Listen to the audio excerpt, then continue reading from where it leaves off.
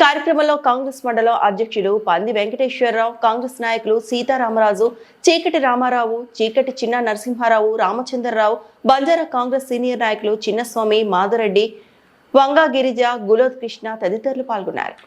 కృష్ణవేణి దంపతులు వీళ్ళు గత 10-15 సంవత్సరాల నుంచి చిన్న రేకుల షెడ్లోనే నివాసం ఉంటున్నారు.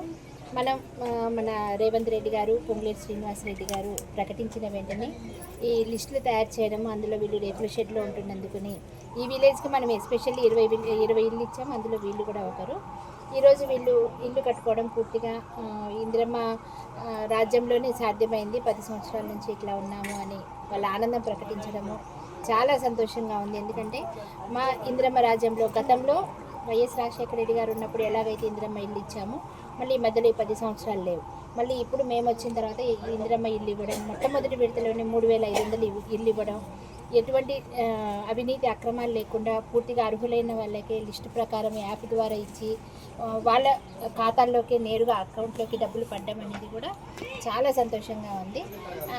ఇంత మంచి మేలు చేసి ప్రతి విలేజ్కి కూడా 20 నుంచి 30 ఇల్లు ఇవ్వగలిగిన అవకాశం ఇచ్చినందుకు మాకు సీఎం రేవంత్ రెడ్డి గారికి, ముఖ్యంగా పొంగులేటి శ్రీనివాసరెడ్డి గారికి, తుమ్మల నాగేశ్వరరావు గారికి, పట్టి గారికి కూడా హృదయపూర్వకంగా అందరి తరఫున కృతజ్ఞతలు తెలియజేస్తున్నాను. జై కాంగ్రెస్! రేవంత్ రెడ్డి గారి నాయకత్వం, బట్టి గారి నాయకత్వం, తుమ్మల గారి నాయకత్వం, పొంగులేటి గారి నాయకత్వం, ఎమ్మెల్యే రాగమై దయానంద్ గారి నాయకత్వం. Okay, thank you.